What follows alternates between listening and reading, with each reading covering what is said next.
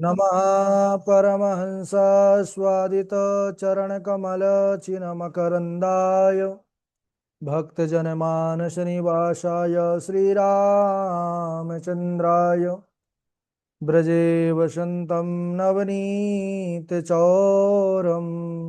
गोपाङ्गनानां च दुकूलचौरम् अनेकजन्मार्जितपापचौरं चौराग्रगण्यं पुरुषं नमामि नारायणं नमस्कृत्य नरं चैव नरोत्तमं देवीं हाँ। स्वतीं कॉफी का। व्यासं ततो जयमुदीरयेत् श्रीलक्ष्मीनाथसमारम्भां नाथयामुनिमध्यमाम् अस्मदाचार्यपर्यन्तां वन्दे श्रीगुरुपरम्पराम् अञ्जनानन्दनं वीरं जानकी शोकनाशनं कपीशमक्षहन्तारं वन्दे लङ्काभयङ्करं भक्तिभक्त भगवन्त गुरु चतुर्नाम वपुएक इनके पद वंदन किए नासत विघ्न अनेक श्री श्यामाजू के पद कमल जब लग हृदय नवास श्याम भ्रमर आवत नहीं तब लगता के पास। बोले वृंदावन बिहारी लाल की जय। भागवत महापुराण की जय। श्री सुखदेव भगवान की जय।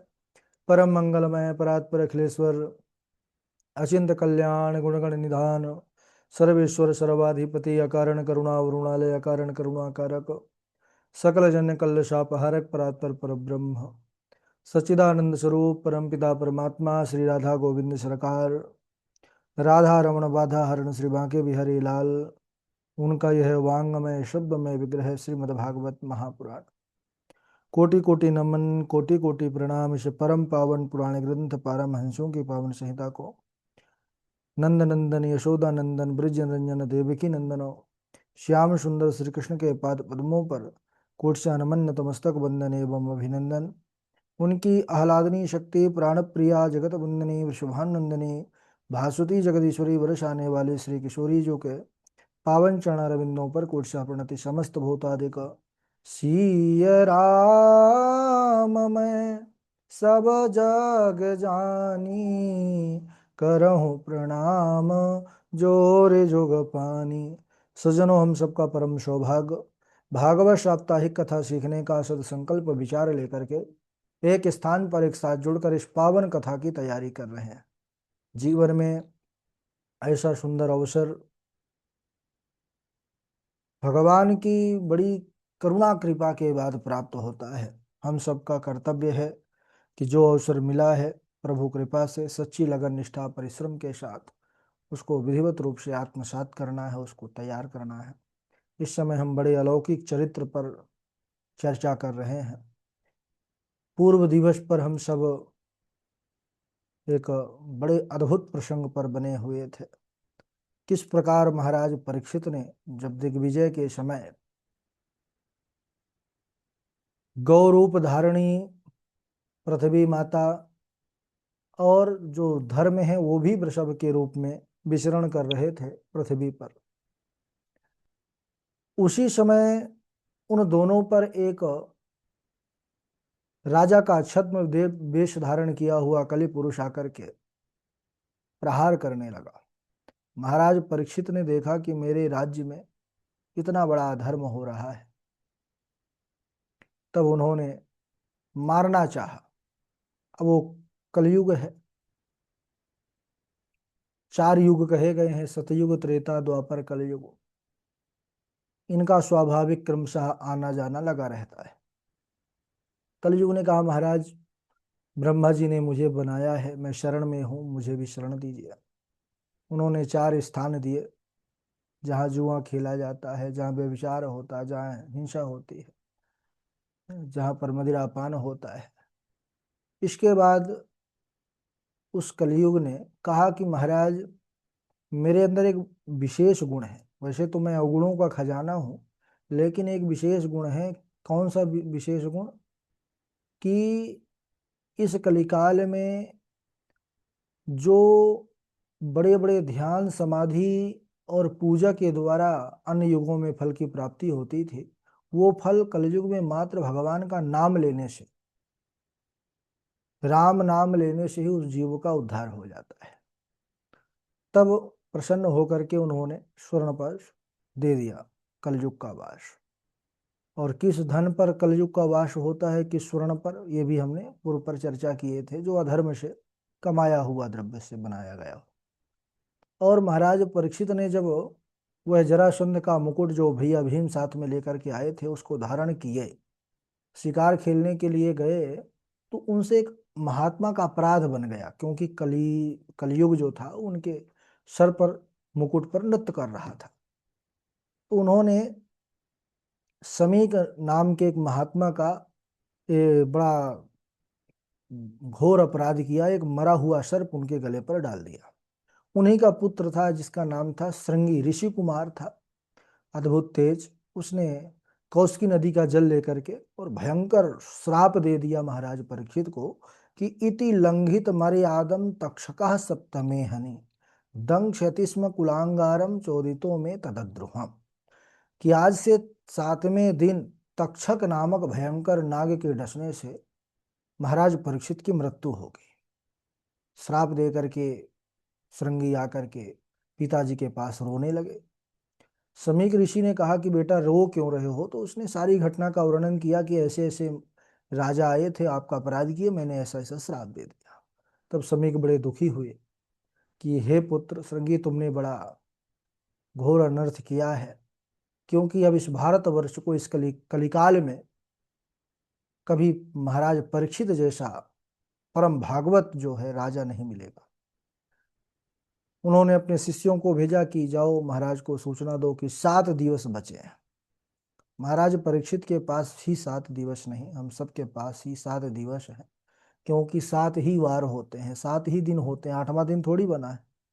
सोमवार है, मंगलवार है, बुधवार है, गुरुवार है, शुक्रवार है, शनिवार है, रविवार है।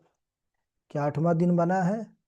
जब 8वां दिन बना नहीं तो हमको भी, सब लोगों को, जितने जीवात्मा है सबको 7 दिन में ही निपटना है। अब महाराज परीक्षित भी इधर पश्चाताप कर रहे थे, पता चला कि श्राप मिला है, 7 दिवस हैं, धन्य है। ये होता है भजन का प्रभाव। महाराज परीक्षित एक पल में ही अपार वैभव, सुख, समृद्धि, परिवार सबका त्याग कर दिया और राज्यपाठ अपने पुत्र जनमेजय को सौंप करके आ गए। कहाँ पर? शुकताल जैसे पावन क्षेत्र में। वहां पर अनेकों ऋषि मुनि सब बैठे हुए हैं, और कोई साधारण ऋषि नहीं महाराज। असित हैं, कण्व हैं, दुर्वासा हैं, वेद व्यास हैं, सुमंतु हैं, अरे लाख लाख वर्ष जिनकी आयु थी, ऐसे ऐसे महात्मा वहां पर बैठे हुए थे। महाराज परीक्षित सभी ऋषि मुनि, अत्रि, वशिष्ठ, च्यवन, भृगु, अंगिरा, पराशर, सबका उन्होंने स्वागत सत्कार किया, सबको प्रणाम किया और उन सबके सामने अपना एक प्रश्न रखा कि हे मुनीश्वरों, जो सर्वथा म्रियमाण है, जो मरने वाला है, उसको क्या करना चाहिए, उस मनुष्य को क्या करना चाहिए, उसका क्या कर्तव्य है? अब ऐसे ऐसे प्रश्न जब उन्होंने किया तो कोई एक निर्णय पर नहीं पहुंचा, क्योंकि बहुत से थे तो बहुतों के बहुत मत थे। कोई एक मत हो तो फिर बात बने। बहुतों बहुत सारे मतों को देख करके महाराज परीक्षित ने भगवान का स्मरण किया। उसी समय तत्राभवत भगवान व्यास पुत्र, तत्राभवत भगवान व्यास पुत्र, उसी समय भगवान श्री सुखदेव जी वहां पर प्रकट हो गए। बोलिए सुखदेव भगवान की जय। ये सुखदेव साक्षात कृष्ण रूप ही है। क्यों? क्योंकि देखिए यहाँ पर जब आवश्यकता पड़ी तो अपने आप प्रकट हो गए। साधारण मनुष्य में क्या ये गति हो सकती थी? सुंदर 16 वर्षीय, अच्छा इनकी अलौकिकता का दर्शन कीजिए। यह वही क्षेत्र है जहां पर कोई 10 लाख वर्ष जिसकी आयु है, किसी की 5 करोड़ वर्ष आयु है ना। किसी के सामने तो कई कई ब्रह्मा चले गए, इतनी बड़ी बड़ी आयु वाले ऋषि मुनि बैठे हैं। लेकिन उन्हीं के मध्य एक 16 वर्ष के बालक, सुखदेव प्रकट होते हैं। केवल 16 वर्ष की अवस्था है, सुंदर सुकोमल कर कमल है, सुंदर चरणारविंद है। उन्हें देखते ही सारे ऋषिगण खड़े हो गए, हाथ जोड़ करके जय जयकार करने लगे। ये है हमारे सनातन की दिव्यता, सुंदरता। यहाँ पर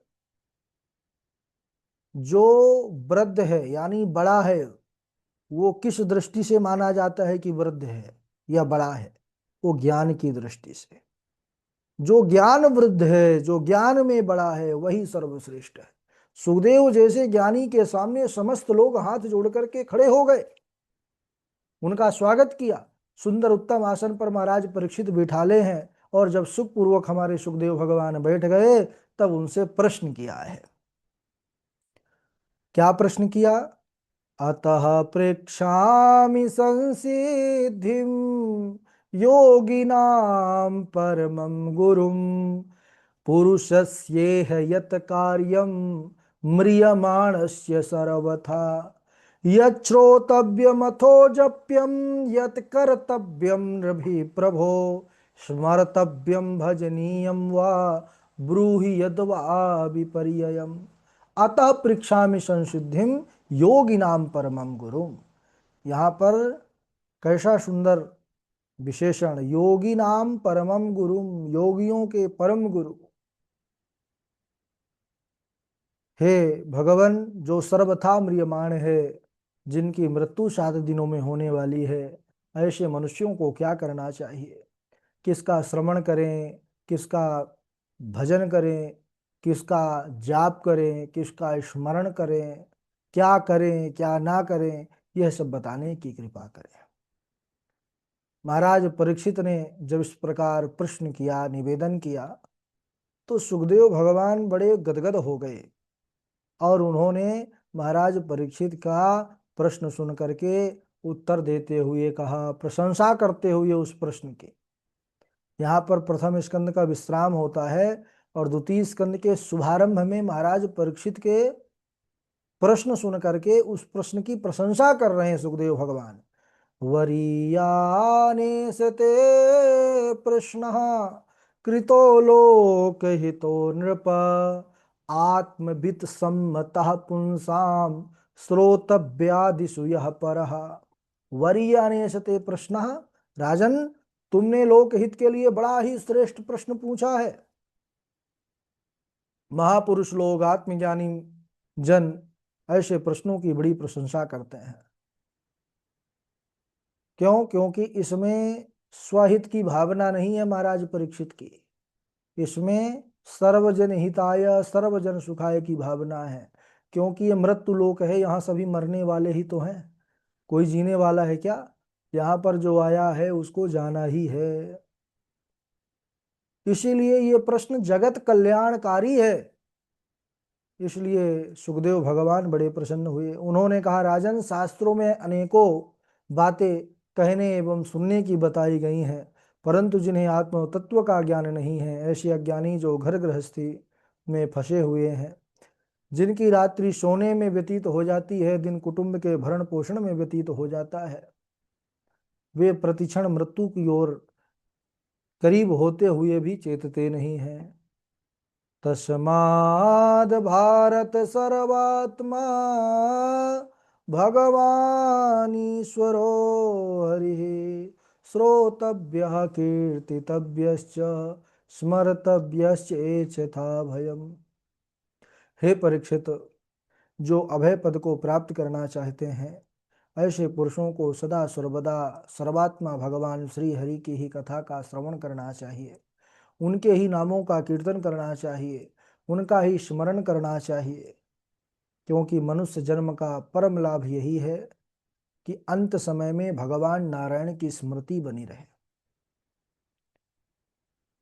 हे परीक्षित, इसीलिए जो निवृत्ति परायण महापुरुष हैं, वह सदा सर्वदा भगवान का ही ध्यान करते रहते हैं, उन हरि के ही गुणों में रमे रहते हैं। क्योंकि भगवान की सगुण लीला ऐसी है कि महाराज, जो निर्गुण निराकार के उपासक हैं, वह भी खींचे चले जाते हैं भगवान की लीलाओं पर। एक बड़ी सुंदर घटना अद्वैत सिद्धांत के आचार्य मधुसूदन सरस्वती जी ये काशी पर निवास किया करते थे। एक बार किसी कार्यवश वृंदावन आना हुआ। अच्छा, वृंदावन में महिमा किनकी है? बिहारी जी की है ना। बिहारी जी अगर वृंदावन आए और बिहारी जी का दर्शन ना हुआ तो फिर काहे को वृंदावन आए। तो वृंदावन आए, लेकिन सगुण स्वरूप यानी राम कृष्ण हरि इनको नहीं मानते थे, वो निर्गुण के उपासक थे। लेकिन सोचे कि जिनकी इतनी महिमा है उनके मैं धाम में आया हूँ तो मानता नहीं हूँ, लेकिन चलो एक बार देख करके आता हूँ। मधुसूदन सरस्वती महाराज हमारे जो है सुंदर बांके बिहारी मंदिर के प्रांगण पर पहुंच गए, और जैसे ही सुंदर पर्दा हटा है ना, और जैसे ही प्रभु का दीदार हुआ, बांके बिहारी की बांकी छटा का दर्शन हुआ है। मधुसूदन सरस्वती जी जो निर्गुण निराकार के उपासक थे, सगुण वह प्रभु हमारे मुरलीधर कन्हैया बांके बिहारी प्रभु ने उनके चित्त को ऐसा खींच लिया कि फिर तो वो केवल बांके बिहारी की ही हो गए। मैं तो बांके की बांके हो गई हो, बांका हो गया मेरा, एक भजन है ऐसा। तो बहुत अद्भुत भाव। अब उनके सामने प्रभु का स्वरूप बांके बिहारी का, उनको देख करके उन्होंने एक बड़ा सुंदर भाव अपना हृदय का व्यक्त किया कि अद्वैत बीथी पथिक रूपास्या स्वराज सिंहासन लब्ध दीक्षा, सठेन के नापि वयम हठेना दासी कृता गोप वधु बिटेना। कि मैं तो अद्वैत वेदांत की गलियों पर भ्रमण करने वाला आत्मराज को प्राप्त कर चुका, लेकिन मुझ गोप कुमारियों के स्वामी श्री कृष्ण ने हठता पूर्वक धृणता पूर्वक अपना दास बना लिया। सठेन केनापि वयम हठेना, और वह भी तब से केवल कृष्ण के ही दीवाने हो गए। फिर वो निर्गुण निराकार के उपासना बंद करके सगुण हमारे प्रभु कन्हैया की भक्ति शुरू कर दी है। और एक बड़ा प्रचलित श्लोक है, आप लोग सुने होंगे, गाते होंगे, वंशी विभूषित करा, ये भी उन्हीं का लिखा हुआ श्लोक है। उन्होंने बाद में बतलाया कि वंशी विभूषित करा नवनीरदाभात पीतांबरा दरुण बिंब फलाधरोष्टात् पूर्णेन्दु सुंदर मुखाद अरविंद नेत्रात् कृष्णात् परम किमपि तत्त्वमहं न जाने। उन्होंने बाद में कहा कि कृष्ण के अलावा कोई तत्व जगत में होता है तो होता होगा, लेकिन मुझे पता नहीं, मुझे तो केवल कृष्ण तत्व का ही ज्ञान है। कृष्णात् परम किमपि तत्वम अहम न जाने। तो ये है भगवान बांके बिहारी की महिमा, है ना। भूलो मत प्यारे बिहारी जी का नाम, बांके बिहारी है सब सुख धाम। हाँ, एक एक लाइन ही बोलते हैं, ज्यादा भजन नहीं गाते कि पता लगे आप लोग कहने लगे भजन गाते रहते हैं, गुरु जी आगे पाठ नहीं बढ़ा रहे हैं, है ना। तो ये एक एक लाइन गाते हैं कि ये भजन आप लोग तैयार कर लिया करिए।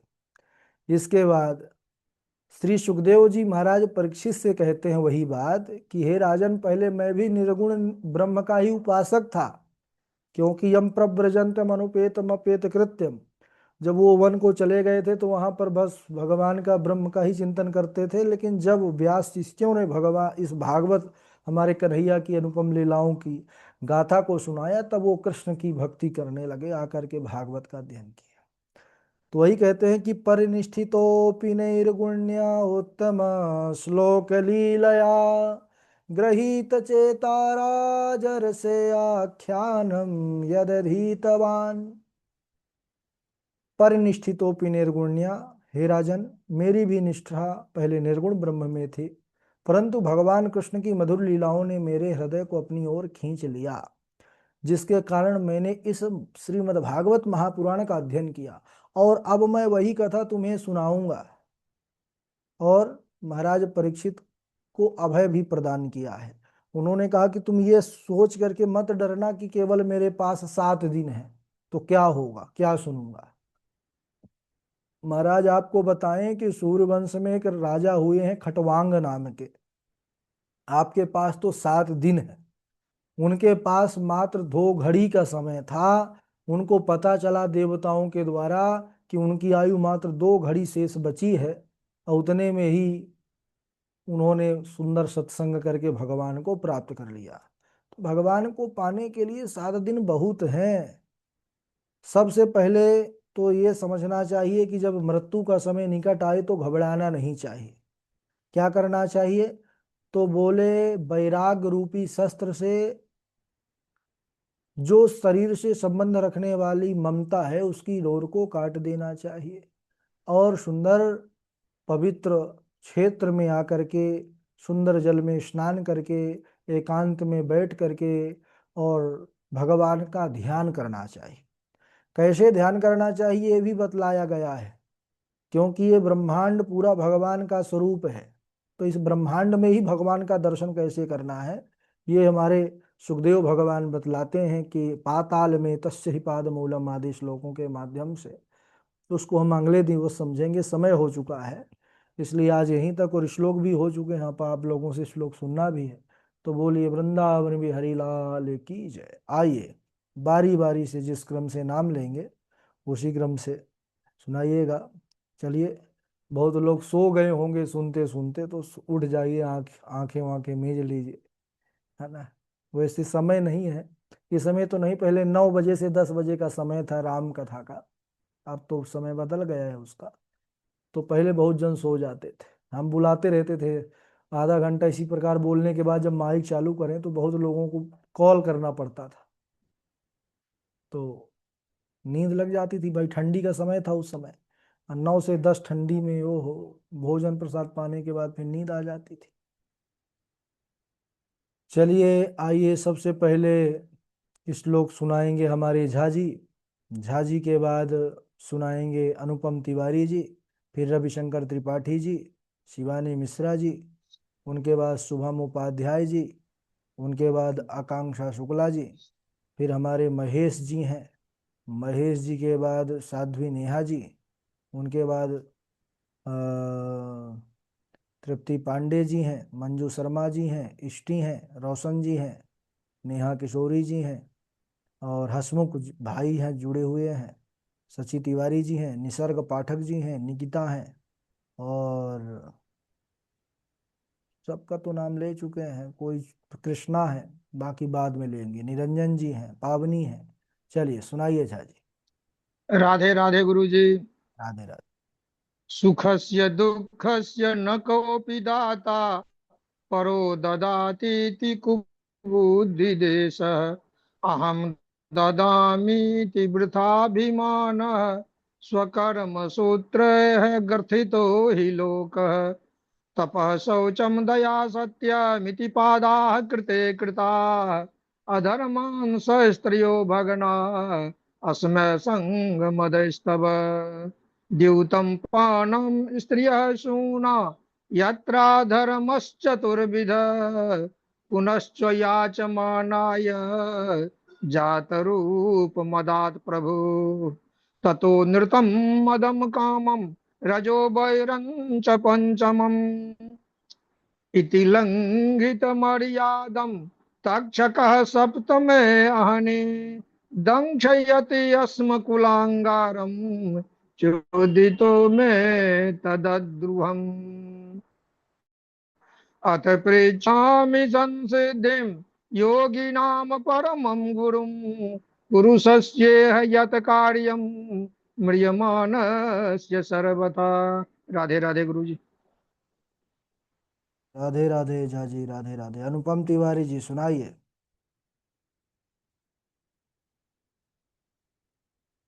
अनुपम राधे राधे गुरु जी। जी।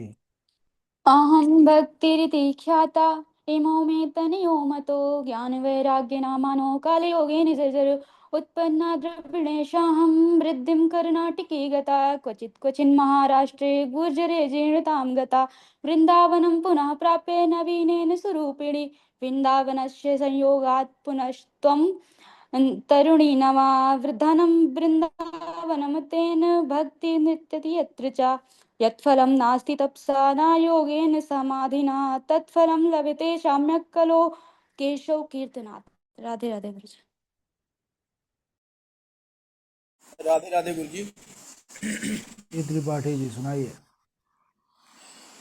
तुभ्यं नमो जगत्साक्षिन् ब्रूहि मे मुक्तिहेतुकं धन्या भागवती वार्ता प्रेतपीडाविनाशिनी सप्ताहोऽपि तथा धन्या कृष्णलोकफलप्रदं। राधे राधे गुरु जी। राधे राधे। हाँ सुनाइए शिवानी मिश्रा, सुनाइए आप। राधे राधे गुरु जी।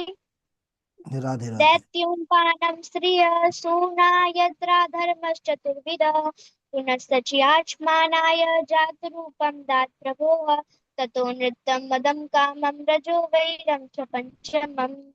राधे राधे।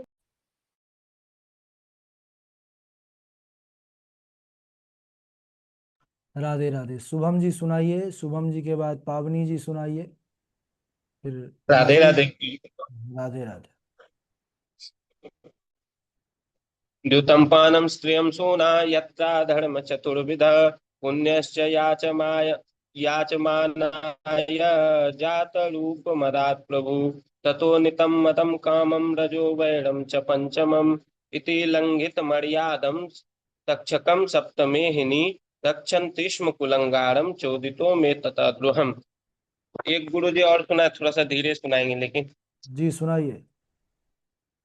पादो तु प्रथम स्कंदा द्वितीयो जानुनी सुता तृतीया संस्थनी गेया चतुर्थ कटिरुच्यते नाभिं तु पंचमं विद्यात् षष्ठ नाभिं तु पंचमं विद्यात् हृदयं षष्ठम ईरित सप्तमस्तु उडा प्रोक्तम अष्टमं कंठरुच्यते सप्तमस्तु उडा प्रोक्तम सप्तमस्तु उडा प्रोक्तम अष्टमं कंठरुच्यते स्कंदस्तु नवमं स्कंध दशमो मुख भीड़िता कर्णाक्षं नासिकायुक्तं सर्वार्थं ब्रह्मरन्ध्रकम् एका एकादश एकादस्तु एकादशकृतमागम द्वादशं ब्रह्मरन्ध्रकम् एवं भागवतं शास्त्रम विष्णुमूर्ति प्रकीर्तितम। राधे राधे गुरु जी। चलिए, बहुत आगे पीछे बोले हैं कई जगह पर, उसको सही करिएगा, ठीक है। जी गुरु जी। हाँ सुनाइए आगे। गुरु जी। हाँ बोलिए। गुरु जी, द्वितीय स्कंद का श्लोक वाला भेज दीजिए। ठीक है भेज देंगे। चलिए इनके बाद सुनाए आगे। पावनी जी हैं, उनके बाद महेश जी हैं, हसमुख जी हैं। राधे राधे गुरु जी। तपा राधे राधे। शौचम दया सत्यामिति पादाकृते कथा अधर्मा शस्त्रयो भगना मया मया अधर्मा शस्त्रनो भगना मया संगमदस्तवः शरणागत को जे तजहि निज अनेत अनुमान ते नर पावर पाप में तिन्हि बिलोकत हान को न काहु सुख दुख कर दाता निज कृत कर्म भोग सब भ्राता सुखस्य दुःखस्य न कोऽपि दाता पर्यो ददाति कुबुद्धिदेशः। गुरुजी और कौन सा था? दूतं पानं स्त्रियं सूना दूतं पानं स्त्रियं सूना यत्र धर्मा चतुर्विधा पुण्यश्च याचमाना जातरूपमदात् प्रभु ततो ततो ततो ततो नित्यं मदात् ततो नित्यं मदं ततो कामं नृतम यजो मदम वैरं च कामम रजो पाञ्चमम् वैरम च पंचमम। जी हम्म, गुरुजी। राधे राधे गुरुजी। राधे राधे। राधे राधे गुरु जी। राधे राधे। कृष्ण त्वदीय पद पंकज पंजरान्ते अद्यैव विशतु मानस राजहंसः प्राण प्रयाण समये कफवात पित्तै कंठावरोधन विधौ स्मरणं कुतस्ते। राधे राधे। राधे राधे। हाँ हसमुख जी। राधे राधे गुरु जी, प्रणाम। राधे राधे सुनाइए। आवाज आ रही है? हाँ आ रही है। हाँ। नमो भगवते तुभ्यं वासुदेवाय धीमहि प्रद्युम्नाय निरुद्धाय नमः संकर्षणाय च। राधे राधे गुरु जी, कुछ ज्यादा व्यस्तता से कारण तैयार नहीं किया है। अच्छा चलिए, अब थोड़ा सा ध्यान दीजिएगा। हाँ इनके बाद साध्वी नेहा जी हैं, नई जुड़ी हैं। कमलेश पांडे जी हैं, नेहा किशोरी हैं, पंडित सचिन राधे शास्त्री राधे जी, गुरु जी प्रणाम। मंजू शर्मा जी हैं। सुनाइए।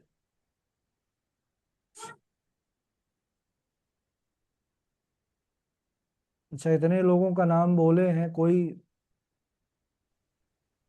राधे राधे गुरु जी, प्रणाम।